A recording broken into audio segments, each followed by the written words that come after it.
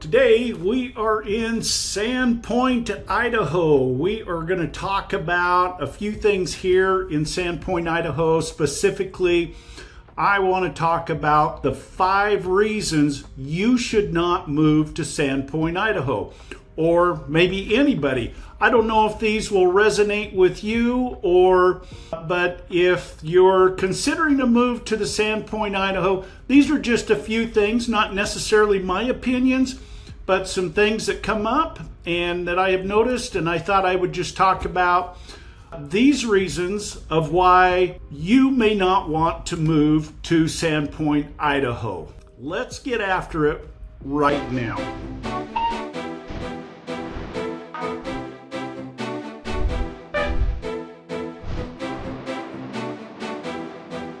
Hi, if you are new to the channel, first time the channel, please go ahead and subscribe below. Click that bell so you can be notified every time we talk about anything going on here in the North Idaho area. Hi, my name is Reed Wilson with Living North Idaho Life, and I get people every day looking to come this direction to the North Idaho area and have questions about some of the different things going on here in this North Idaho area.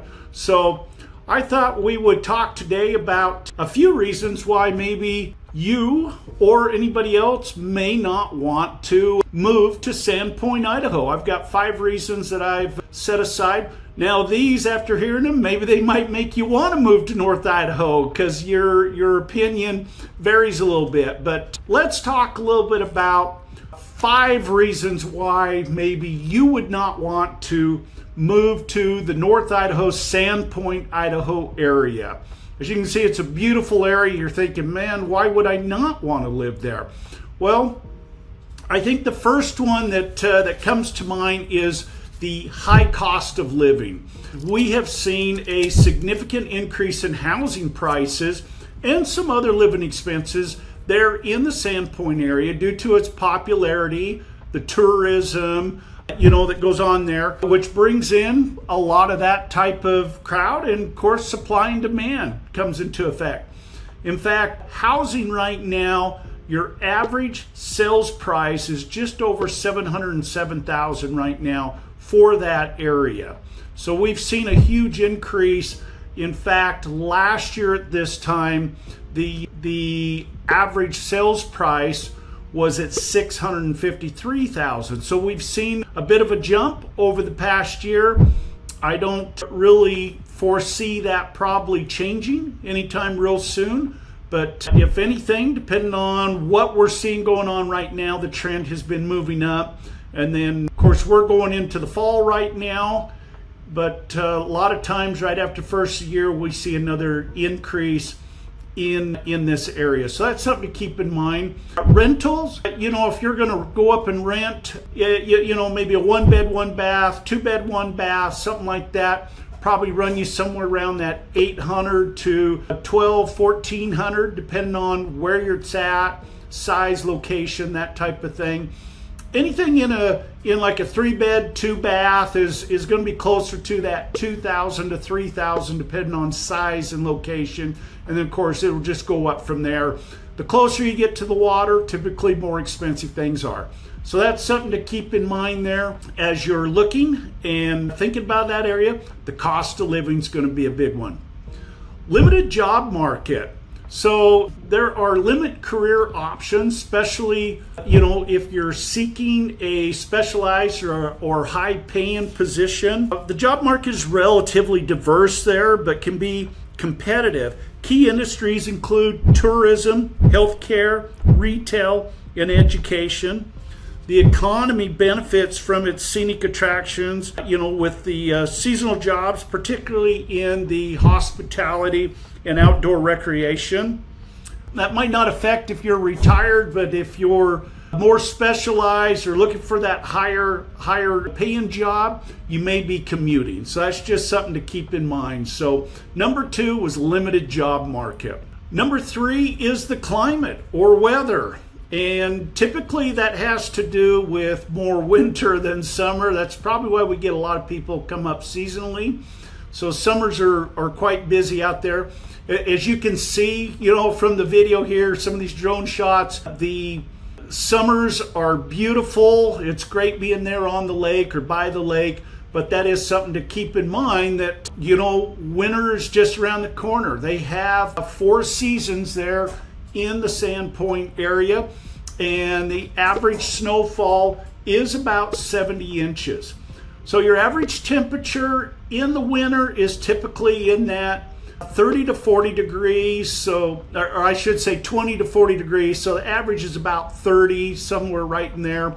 They do get some colder. Occasionally you'll get down into the single digits. We don't see a lot of stuff below 0. You know, your spring and fall is beautiful. I don't really care for the late fall or the early spring because to me it's cold, rainy. They do typically see the first snowfall by sometime in November down in the town. Now, if you love to ski, there's a ski area that's just up the mountain there, and they'll start getting snowfall as early as October. So it just kind of depends on you know what's going on when the temperatures there. Summer is beautiful. You know, your summer temperatures are typically going to range somewhere in that mid 80s to mid 90s, but just know it can get up to over 100 degrees there. So you do get into the low 100s every now and then.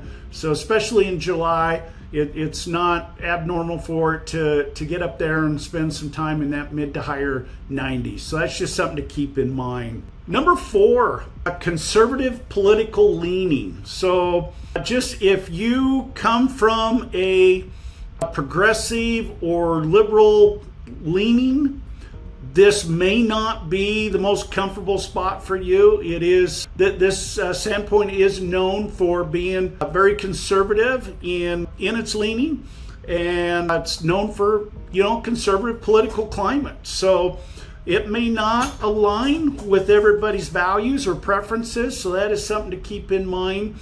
Last but not least, probably one that you might think about is limited nightlife or entertainment. They do have a pretty limited nightlife there. You know, if you enjoy a very vibrant social scene with bars, clubs, and live music, you may find that Sandpoint is a little restricted. If you're looking for a little more culture, like plays and dances, ballet or orchestra, that type of thing, then you are most likely going to be driving to Spokane. It's about an hour and a half drive away, but they do have some of that stuff there. But if you're looking for that here, you probably won't find it. They do get some concerts up in this area, you know, with the fair. They do have like the farmers market. There is some Indian culture there in the area. So depending on what you're looking for, you know, you're going to maybe be a little limited on the entertainment. If your style of entertainment pushes more towards outdoor activity, then you're going to find plenty of that, from hiking, biking, skiing, you know, anything out on the water. So but that's something to keep in mind. If you have some other concerns about something that's important to you, feel free, give us a call, shoot us a text, you know, book a Zoom call. But yep, our 5 items that we think would be probably the biggest restriction for people moving in that area. Again, the high cost of living. Number 2, limited job market. 3, climate or weather. 4, very conservative political leanings. And number 5, limited nightlife and entertainment. Let us know how we can help. Give us a comment, like and comment. Let me know if there's something I miss, or if there's things there that resonate with you that you're not really liking about the Sandpoint area, or something that maybe somebody else might want to know. And be sure and give us a call and let us know how we can help. We'll look for you on the next video. Thank you.